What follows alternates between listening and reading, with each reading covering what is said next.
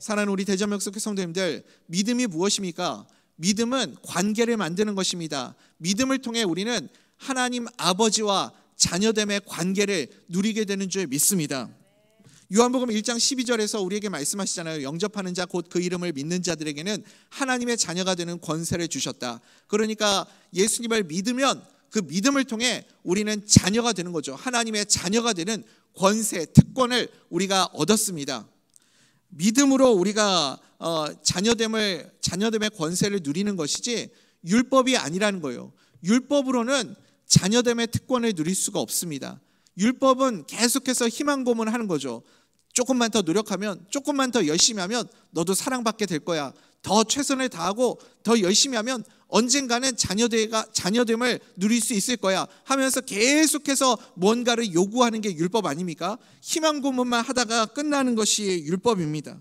아버지와의 관계를 만드는 것, 아버지 하나님과의 친밀함을 누리게 만드는 것은 율법이 아니라 믿음입니다. 믿음이 관계를 만드는 것이다. 사도 바울이 계속해서 우리에게 강조하고 또 강조하는 내용이 이것 아닙니까? 그래서 오늘 본문에는 두 가지 예를 들어서 우리에게 설명해 주고 있습니다. 이 관계를 통해서 우리가 믿음을 통해서 하나님과의 관계를 만드는 것처럼 두 가지 예를 드는데, 첫 번째는 무엇이냐면 사도 바울과 갈라디아 교회 성도들과의 관계를 예를 들어서 설명해 주고 있는 것이죠. 우리 사이가, 우리가 서로 이렇게 사랑하고 함께 하나됨을 이루는 관계가 아니냐, 이런 아름다운 관계를 이룰 수 있는 이유가 무엇이냐? 사랑의 관계고 서로가 신뢰하는 믿음의 관계이기 때문에 이렇게 아름다운 관계를 이룰 수 있는 것이다. 그것을 설명하고 있는 거죠. 인간 관계 속에서도 사랑이 중요하고 신뢰가 이렇게 중요한데, 하물며 하나님과의 관계에서 믿음보다 더 중요한 것이 무엇이 있겠느냐라는 거죠. 그 다음에 또 그래도 이렇게 설명을 해도 이해를 못할까 봐 한 가지 더 비유를 드는 게 무엇이냐면 이스마엘과 이삭의 비유를 예를 들어서 설명하는 거죠. 이스마엘과 이삭의 비유는 율법이 아니라 믿음이다. 율법이 아니라 믿음을 붙들어야 하나님과의 자녀가 되는 관계를 누리게 된다. 갈라디아 교회 성도들과 바울의 관계를 먼저 우리 한번 살펴보죠. 사도 바울은 갈라디아 교회 성도들에게 복음을 전하면서 가장 먼저 자기의 약함을 드러냈습니다. 사도 바울의 약함을 드러냈어요. 서로의 약함을 공유하고 약함을 서로가 품다 보니까 사랑하는 관계가 되고 하나됨을 이루게 되고 그리고 깊은 그런 관계를 맺게 되었다라는 거죠. 이것을 믿음과 사랑의 관계다라고 말하고요. 또 다른 말로는 의의 관계가 되었다, 이렇게 말할 수도 있습니다. 그러니까 서로의 약함을 알고 서로의 약함을 보고 품는 게 나쁜 게 아니죠, 여러분? 어떤 사람의 약함을 보면 우리가 어떻게 해야 되겠습니까? 누군가의 약함을 내가 봤어요. 악함이 아니라 약함.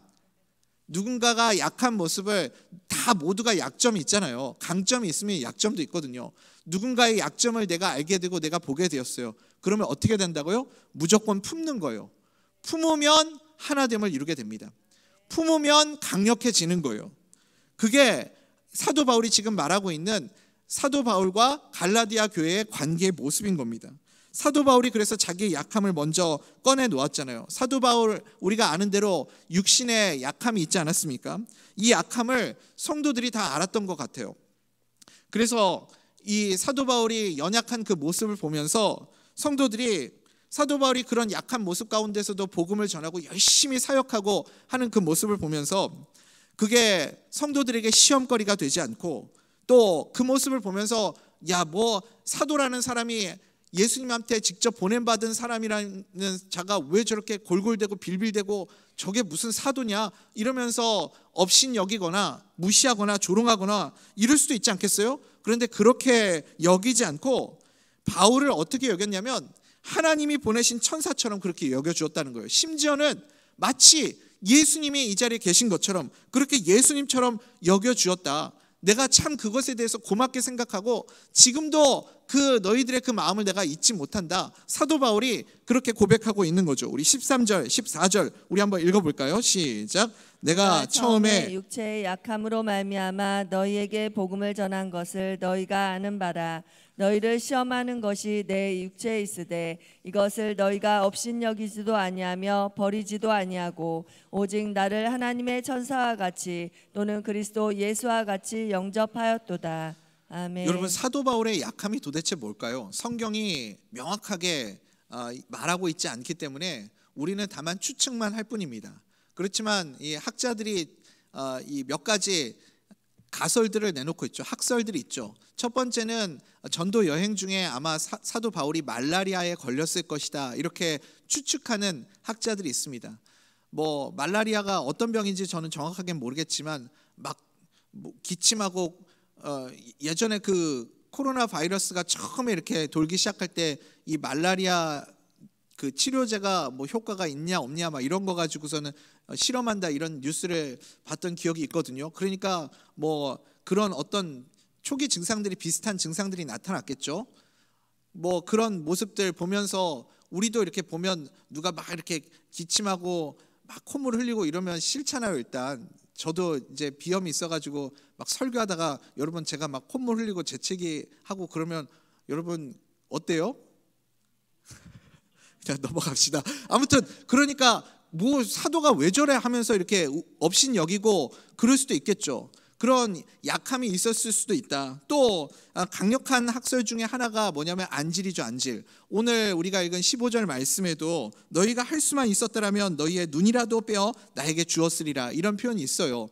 이게 그냥 정말 사랑하면 이런 표현도 할 수 있잖아요. 우리도 내 자식이 너무 예쁘고 사랑스러우면 눈에 넣어도 안 아플 내 자식, 뭐 이런 표현들도 쓰지 않습니까? 그러니까 눈을 빼줄 만큼 사랑하는 관계, 뭐 관용적인 이런 표현이라고 이해할 수도 있겠지만 실제로 사도 바울이 어떤 안질이나 굉장히 그 눈이 안 좋은 그런 병 때문에 성도들이 마음이 아파서 내 눈을 빼서라도 사도 바울에게 줄 수 있으면 너무 좋겠다, 실제로 그런 마음을 가졌을 수도 있다라는 거죠. 그러니까 사도 바울이 이런 눈의 병을 가지고 있었다라고 추측할 수도 있습니다. 또 한 가지는 사도 바울이 간질이 있었다라고 말하는 경우도 있죠. 명확하게 무엇인지는 밝히고 있지 않지만 분명한 것은 사도 바울에게 이런 약함이 있었던 것은 맞습니다. 그래서 사도 바울의 이런 육체의 연약함이 시험거리가 되지 않고 성도들에게 조롱거리나 아니면 이것 때문에 업신여김을 받거나 이런 것이 되지 않고 오히려 성도들이 사도 바울을 더 존중해 주는 거죠. 천사처럼 여겨주고 예수님처럼 그렇게 받아들여주고, 이러니까 사도 바울의 마음에 고마움이 있는 거죠. 그래서 서로가 이렇게 약함을 품게 되니까 아름다운 사랑의 관계가 되더라는 거죠. 그러니까 이것이 무슨 관계입니까? 사랑과 믿음으로 맺어진 관계의 모습이다, 이것을 설명하고 있는 거예요. 반대의 반례를 들어서 또 설명하고 있는 거죠. 율법주의가 무엇과 같느냐? 마귀가 가면을 쓰고 들어온 것이 율법주의다라고 설명을 하는 거예요. 여러분, 마귀가 약함을 보면 어떻게 반응을 할까요? 마귀는 무슨 일을 하는 거죠? 항상 마귀는 이간질시키고 서로의 약함을 공격하게 만드는 게 마귀의 일 아닙니까? 여러분, 내가 마귀에게 흔들리고 있는 자인지 아니면 은혜 안에 머물고 있는 자인지를 어떻게 확인할 수 있죠? 가장 쉽게 확인할 수 있는 방법 중에 하나가 누군가의 약함을 보았을 때 내가 어떻게 반응하느냐를 보면 알 수 있어요. 누군가의 약함을 딱 봤을 때 그 약함을 보고 저 영혼 내가 품어줘야 되겠다, 내가 저 연약함을 내가 품어주고 저를 위해서 내가 섬겨줘야 되겠다, 이런 마음이 들면 그건 은혜의 사람이겠죠. 그런데 여러분, 그렇게 되면 그 약함 때문에 오히려 그 공동체가 더 단단해지고 더 강력해지고 더 사랑이 넘치는 그런 공동체가 되겠죠. 사도 바울이 그래서 지금 성도들에게 자기 연약함을 자랑하고 그러지 않습니까? 그런데 약함이 이 율법주의자들에게는 약함이 공격의 대상이 되는 겁니다. 율법의 정신은 어때요? 구약시대에, 율법시대에 한번 생각해 보십시오. 전염병이 있고 이런 병이 있고 그러면 일단 제일 먼저 뭘 해요? 격리하고 배제시키고 왕따시키고, 이게 율법의 정신 아닙니까? 그러니까 일단 이 약함은 부정한 것이에요. 율법 세계에서는 부정한 것으로 간주가 됩니다. 그러니까 이 율법의 정신은 계속해서 나누고 가르고 이간질하고 편가르게 하고 하는 역할을 한다라는 겁니다. 그래서 여러분, 우리가 마귀에게 속지 않으려면 어떻게 될까요? 서로의 약함을 품을 수 있어야 됩니다. 약함이 없는 사람이 어디 있겠어요? 연약함이 없는 사람이 어디 있겠습니까? 모두에게 다 약함이 있죠. 그걸 보고 마귀에게 휘둘리는 사람은 어떻게 해요? 그러니까 누군가의 연약함을 보고 못 참는 분이 있어요. 저걸 막 얘기하고 싶어가지고 다른 사람한테 막 누가 실수하고 누가 넘어지고 누가 잘못하고 하면 내가 덮어줘야지. 나밖에 모르니까 내가 덮어줘야 되겠다. 내가 품어줘야 되겠다. 그게 아니라 막 퍼뜨리고 다른 사람한테 막 공개하고 정죄하고 배제하고 왕따시키고, 이게 마귀가 하는 일이라는 거죠. 우리 대전 명석교회는 서로의 약함 때문에 믿음이 생기고, 약함 때문에 사랑이 생기고, 약함 때문에 더 예수 안에 거하기를 기뻐하는 그런 아름다운 사랑의 공동체가 되기를 간절히 소원합니다. 마귀의 특징이 이간질시키는 자다. 우리 4장 17절 한번 읽어보겠습니다. 시작. 그들이 너희에게 대하여 열심내는 것은 좋은 뜻이 아니요 오직 너희를 이간시켜 너희로 그들에게 대하여 열심을 내게 하려 함이라. 아멘. 그러니까 마귀가 열심이 있어요. 이 열심이 좋은 뜻이 아니고 이간질시키고 나누고 이렇게 서로 갈라지게 만드는 열심이라는 거죠. 그러니까 계속 마귀는 정죄하고 비판하고 나누는 일을 하는 겁니다. 그래서 우리는 은혜 안에 머물기를 늘 사모하면서 서로의 약함을 품을 수 있어야 됩니다. 약함을 품게 될 때 하나됨을 이룰 수 있고 강력해질 수 있는 것이죠. 그것이 하나님이 기뻐하시는 아름다운 교회 공동체의 모습인 줄 믿습니다. 제가 시카고에 있을 때 섬기던 교회가 있어요. 제가 이렇게 잘 섬기다가 또 캘리포니아로 사역지를 옮기고 나서 얼마 안 있다가 교회에 굉장히 안 좋은 소식이 들려왔습니다. 어떤 일로 인해서 교회가 이렇게 반으로 쪼개지게 된 거예요. 큰 상처와 아픔을 겪게 되었죠. 그리고 나서 이제 교회가 큰 어려움 속에 있으니까 새로운 목사님을 모셔와야 되는 상황인데 아무도 그 교회에 와가지고 섬기려고 하질 않는 거예요. 어려운 상황 가운데 너무 교회 분위기도 어렵고 이러니까 오려고 하는 분이 없죠. 근데 저는 참고로 그분을 알지도 못하고 그분이 아마 제가 그 교회에서 사역을 했었다는 것조차도 모르실 거예요. 일면식도 없고 뭐 잘 모르는 분인데 새로 어떤 목사님이 오시겠다는 거예요. 멀리서 뉴저지에 계시는 목사님인데 이렇게 오시겠다고 먼저 연락을 하신 분이 계셨다는 거예요. 너무 훌륭하고, 아니 저런 목사님이 왜 우리 교회에 이렇게 생각할 만큼 훌륭한 목사님이 오시겠다고. 그러니까 너무너무 기쁜 거예요. 사모님도 뭐 치과 의사 선생님이시고, 그러니까 이렇게 교회 입장에서도 좀 재정적인 부담도 좀 덜하고, 그러니까 너무 대환영이죠. 너무너무 좋죠. 목사님, 우리 목사님 어서 오셨으면 좋겠습니다 막 이러면서 대환영을 했어요. 그런데 한 가지 문제가 있었어요. 지금까지는 분위기가 참 좋았죠. 근데 한 가지 문제가 뭐냐면 목사님이 암이래요. 여러분, 새로 오는 목사님이, 아픈 목사님이 오면 좋아요, 싫어요? 우리 광민성 안수 집사님은 너무 훌륭하신 우리 안수 집사님이신 것 같아요. 근데 이게 성도님들 입장에서는 기왕이면 건강하고 기왕이면 튼튼한 그런 분이 오셨으면 좋겠죠. 근데 암이라니까. 여러분, 이게 암 치료받는 게 뭐 하루 이틀 그냥 수술하고 치료받는다고 되는 게 아니잖아요. 꾸준히 이게 치료를 받아야 되는 그런 상황인데 이게 교회 입장에서 또 걸리는 거죠. 그런데 이 목사님의 약함을 공개했을 때 교회가 어떻게 했냐면, 목사님, 우리가 목사님 섬기겠습니다. 우리가 목사님의 약함을 품겠습니다. 목사님 치료받으시는 거 전혀 부담 없이 다 치료받으실 수 있도록 우리가 전적으로 지원해 드리겠습니다. 그렇게 교회에서 그 목사님을 품은 거예요. 그러니까 서로가 서로의 약함을 알고 서로가 품게 된 겁니다. 그리고 나서 제가 그 교회 소식을 최근에 듣게 되었어요. 그 교회가 그렇게 서로의 약함을 품으니까 잘 될 수밖에 없겠죠.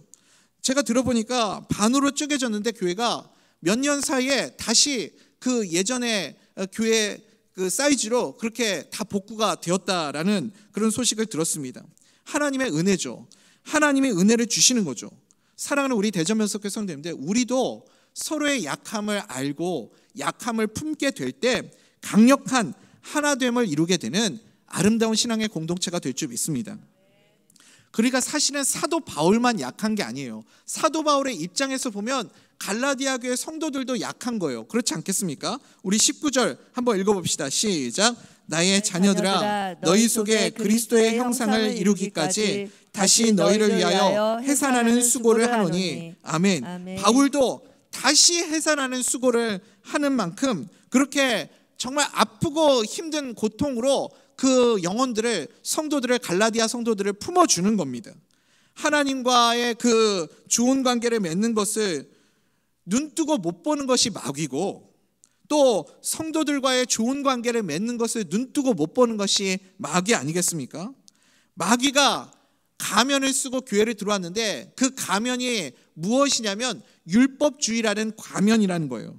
율법주의라는 그 가면을 쓰고 들어와서 하나님과의 관계를 이간시키고 교회 성도님들과의 관계를 이렇게 나누어지게 만들고, 이미 자녀가 되었는데 종노릇하게 만들고 고아처럼 그렇게 되게 만드는 것, 자녀됨을 잊게 만드는 것, 이것이 지금 율법주의라는 가면을 쓰고 온 마귀들이 하는 일이다라는 겁니다. 또 교회에 들어와서 바울의 그 사도성을 부인하게 만들고 이간질시키는 겁니다. 그래서 이 사랑의 관계, 서로의 신뢰가 있고 사랑으로 하나됨을 이뤘던 이 관계를 이간질시키고 공격하게 만들고 정죄하게 만들고 그런 거라는 거죠. 그렇게 돼서는 안 되겠죠. 그래서 사도 바울이 이제 한 가지 비유를 더 들어서 설명을 하고 있습니다. 그것이 무엇이냐면 이스마엘과 이삭의 비유를 들어서 설명을 하는 거예요. 여러분, 누군가가 비유를 이렇게 이야기할 때는 그 맥락을 딱 짚어서 그 핵심을 가지고 이해를 해야 되는 겁니다. 꼭 예를 들었는데 엉뚱하게 받아들이고 해석하는 사람들이 있잖아요. 그러니까 비유라는 것은 무엇이냐면 정확하게 그 한 포인트를 핵심만 잡으면 된다는 거죠. 여기서도 이스마엘과 이삭의 비유의 이 핵심은 무엇입니까? 이스마엘이 율법이고 이삭이 하나님의 약속으로 성취된 아들이라는 거 아닙니까? 이스마엘은 내가 아무리 최선을 다해도 이삭이 될 수 없고 이스마엘이 되는 것이다 라고 지금 말씀하고 있는 거예요. 율법주의자와 진짜 자녀의 차이점이 무엇이냐면 억지로 사람의 계획과 사람의 뜻으로 사람이 무언가를 개입시켜서 이루는 것이 아니라 철저하게 하나님의 계획과 하나님의 방법과 하나님의 은혜로 이루어지는 것이다 라는 거예요. 구원도 마찬가지 아닙니까? 우리가 하나님의 앞에서 우리가 구원에 이르게 될 때, 구원을 얻게 될 때 내가 어떤 주장하는 것이 아무것도 있을 수가 없잖아요. 우리가 구원을 받게 되는 가운데 내가 어떤 공로나 그 사이에 개입할 여지가 전혀 없는 거죠. 그게 이스마엘과 이삭의 관계라는 겁니다. 우리 갈라디아서 4장 23절 말씀 한번 읽어봅시다. 시작.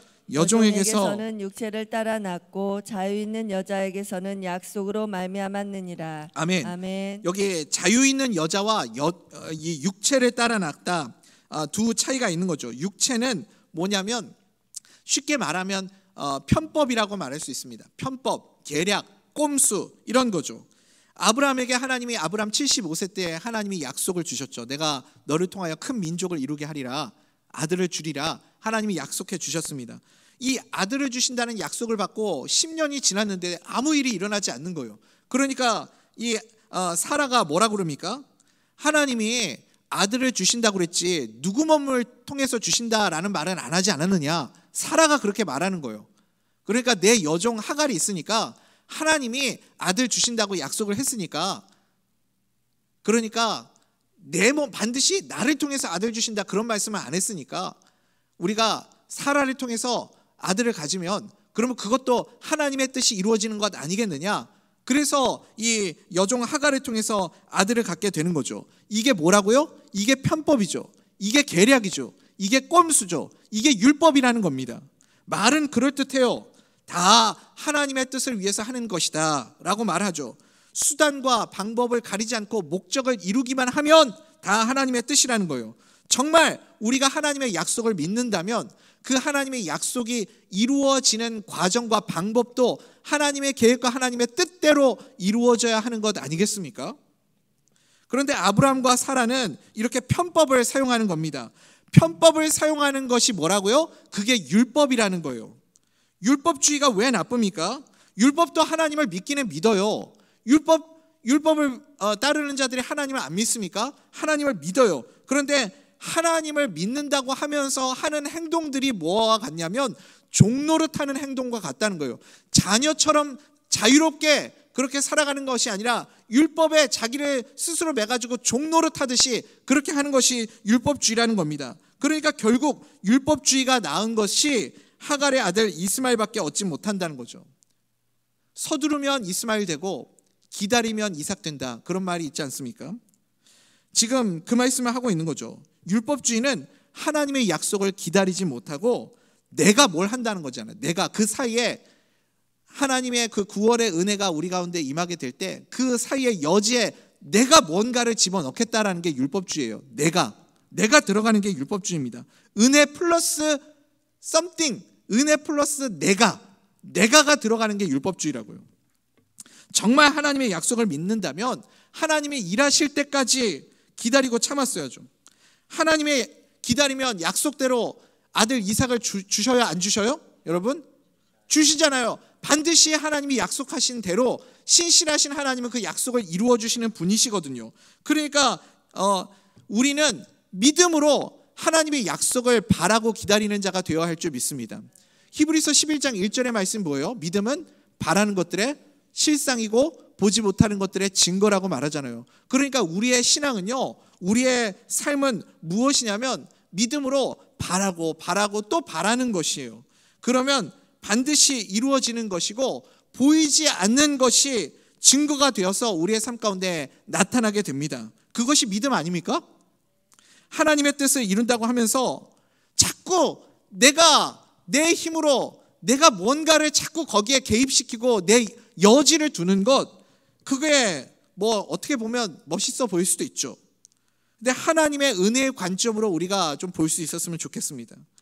내가 뭘 했다라기보다는 하나님이 나를 이루셨고 하나님이 나를 이끄셨다가 믿는 자의 삶의 고백이 되어야 하는 것 아니겠습니까? 내가 뭘 이루었다, 내가 뭘 했다가 아니라 우리는 언제나 하나님이 나를 도우셨고 하나님이 나를 이끄셨다 고백할 수 있기를 소원합니다. 그래서 하나님의 뜻을 이루는데 내가 뭔가를 했다가 율법주의라는 거죠.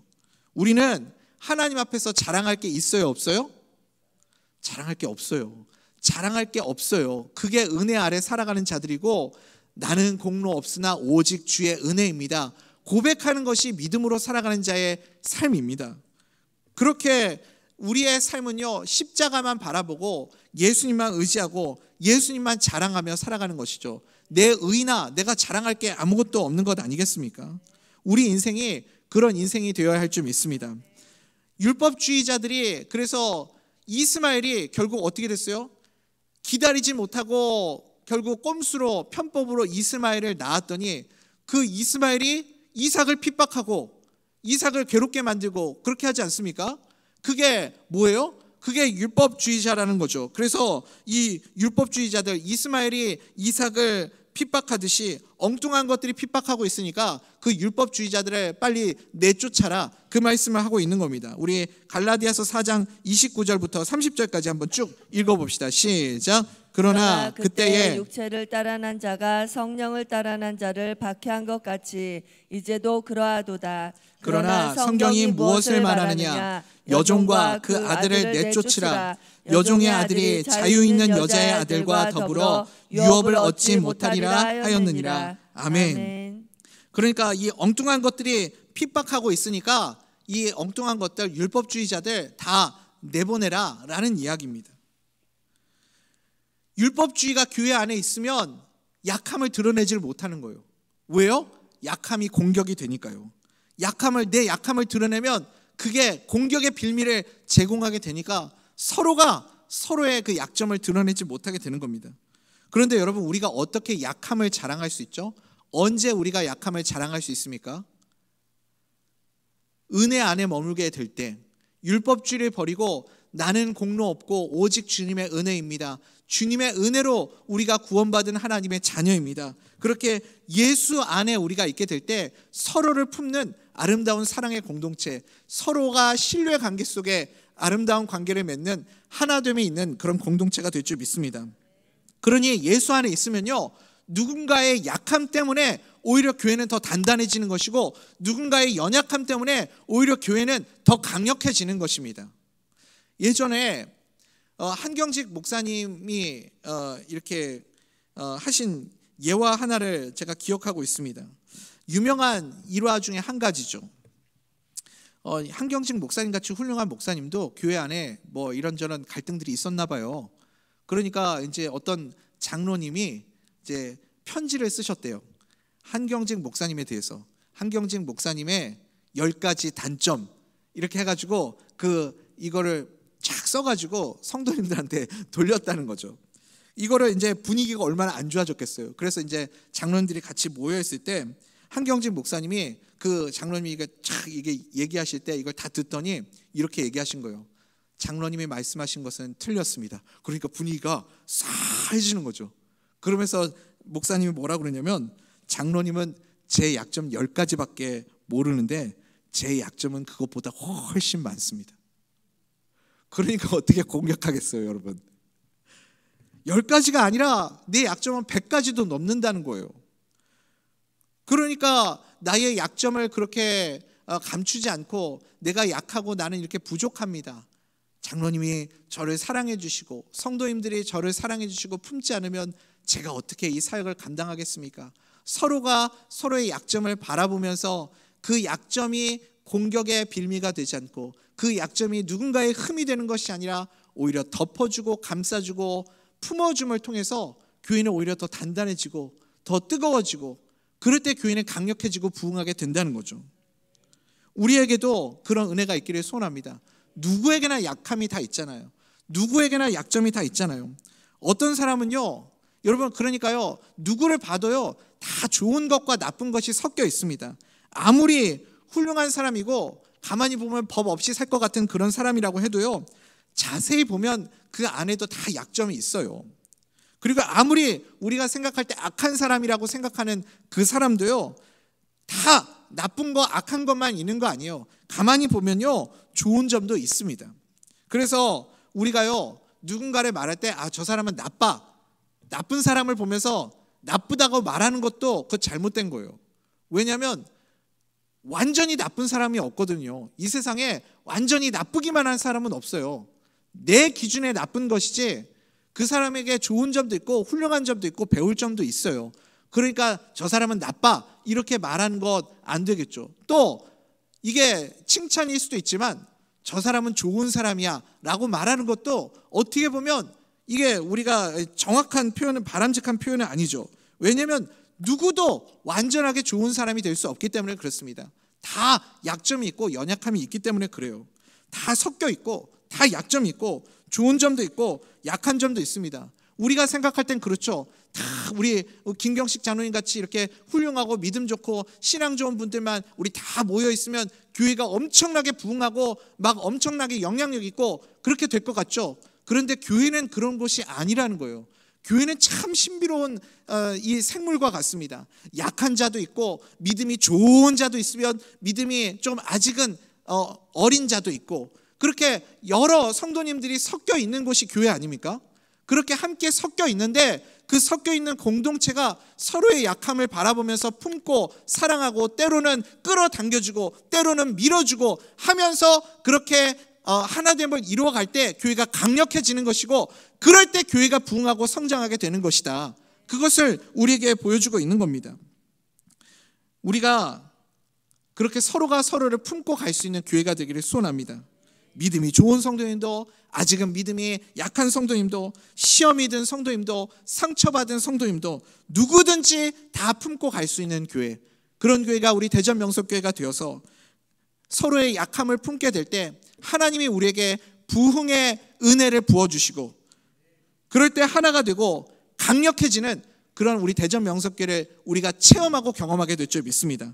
우리 안에도 이 복음의 능력이 나타나서 율법주의가 아니라 은혜로 살아가는 자들이 되어서 우리의 약함을 서로가 품어주고 서로가 존중해주고 배려해주고 이래서 아름다운 은혜의 역사가 나타나는 우리 대전 명석교회가 되기를 주님의 이름으로 간절히 소원합니다.